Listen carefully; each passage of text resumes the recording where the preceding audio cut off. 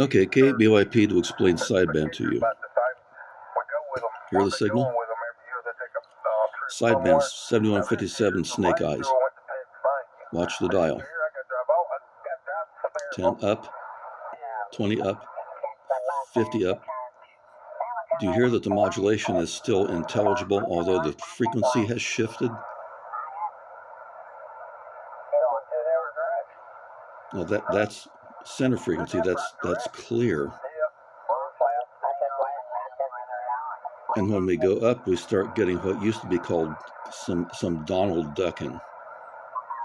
Donald ducking was mostly listening to sideband in an AM receiver. Which way is the emission on single sideband on the band? Is it up the band or down? It is up.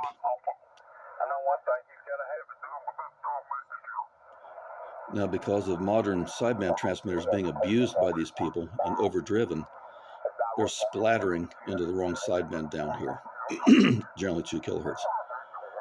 But this is not legible down here. This is trash.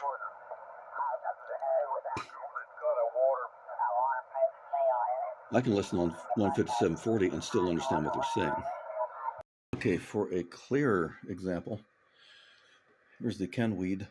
I'm making fun of the Kenweed Chinese brand. It's obviously a ripoff. But here's the Yaesu transmitting on 10102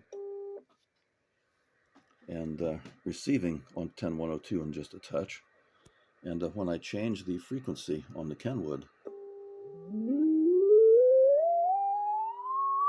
which side from the center? There's so-called zero beat. The other direction is just a little, pardon me, a little tiny bit of sideband leakage. This is how a sideband signal would be if they weren't overdriving the crap out of the mic input. Do you see that the distribution of the signal is on the upper frequency, on lower sideband? Okay, there's what I want you to catch. Some idiot came on my channel last week, got himself banned for attacking me personally, and I won't tolerate it, and claiming that it was a violation that U.S. hams do. And he's in Europe, so like he knows all about what U.S. hams do. He's saying they transmit on 7125, and since it's lower sideband, the modulation, the spread, the information is down in frequency.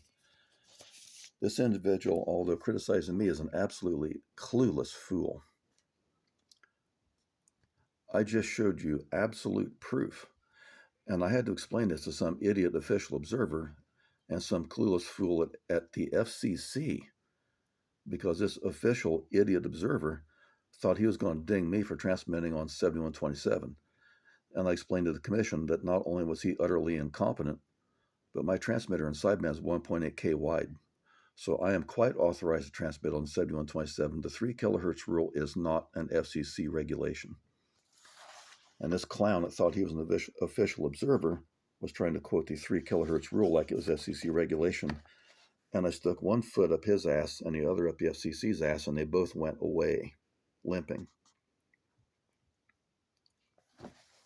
Kids, in the 1970s when I got licensed, we didn't have this little Mickey Mouse memorize a couple questions, get licensed.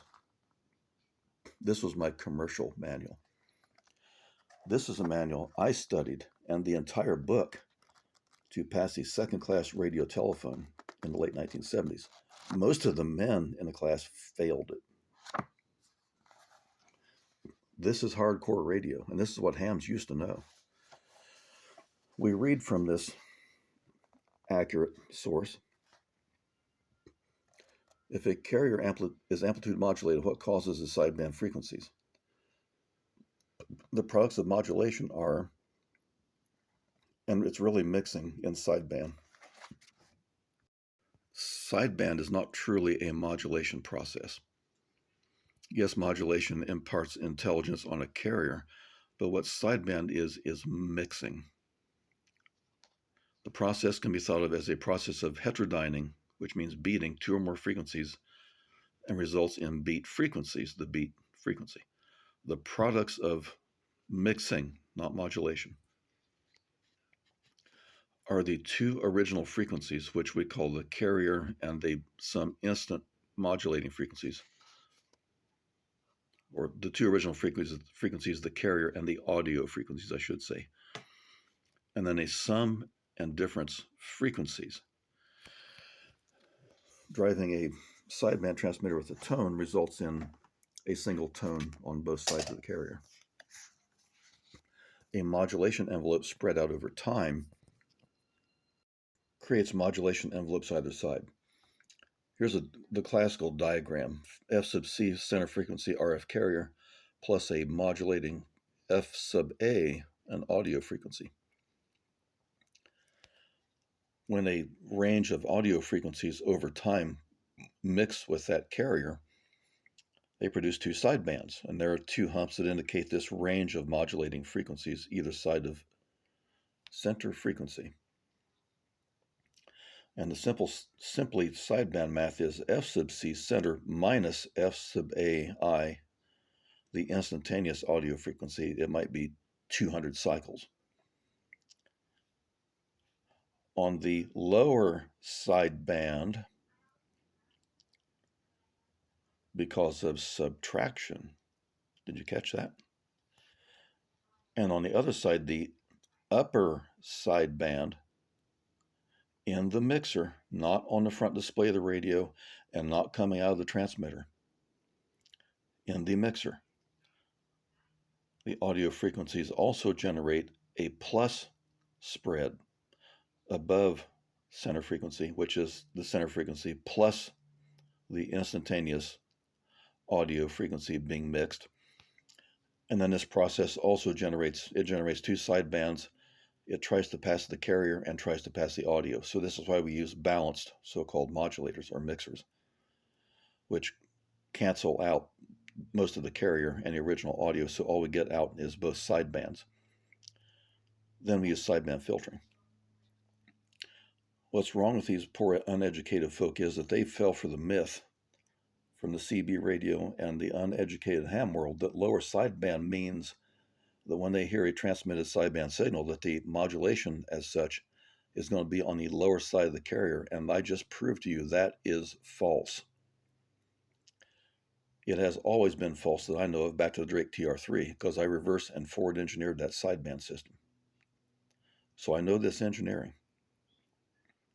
The definition of lower sideband is not the side of the carrier that the frequencies are on at any particular point, except in the mixer.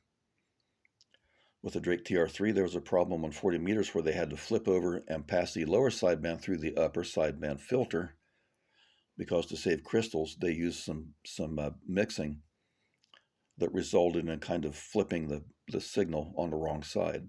That's a crude explanation, but it works. Just because we turn on a radio receiver and we say it's lower sideband does not put the so-called modulation on the lower side of the carrier. That's not what sideband means. Sideband, again, is the mixing process. It's mixing of the modulator in the bounce mixer. It does not indicate which side of so-called center, and realize by that point later downstream the carrier is gone. But this does not indicate which side of the center frequency that this remaining sideband is on, either that one or that one. That's determined by subsequent frequency mixing and up or down converting with a multiple conversion transmitter. Sideband means lower is mixing and subtracting, and upper means mixing and adding. And it does not, and I just proved it to you, mean which side the intelligible modulation is when it comes out the back of the transmitter. So I educated an official observer, I educated the FCC, and I banned this clown that came on my channel attacking me because I won't tolerate it.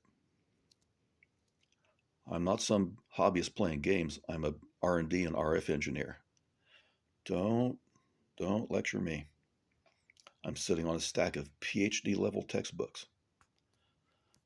And as far as most of you are concerned, I've got more experience and been doing this longer than your mommy's been alive. So don't come like Monty Python Flying said, don't come that tone with me. That's not going to work. There is the correct explanation. It makes no difference which side it's on in transmission. FCC has never, to my knowledge, regulated which side of the center frequency the modulation is on. Say it's on the upper side on 40. Well, that gives us a little breathing room at the bottom at 7125. We can in theory get down to about 7126 and a half, maybe, if we're tight, keeping the modulation down. On the upper side of the band, just because the intelligence is on the upper side, then we got to tune down further away from the 7300 or the top of the band.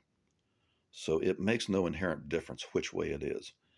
It's the same information. The problem is if we say that we have mixed this, modulated this plus,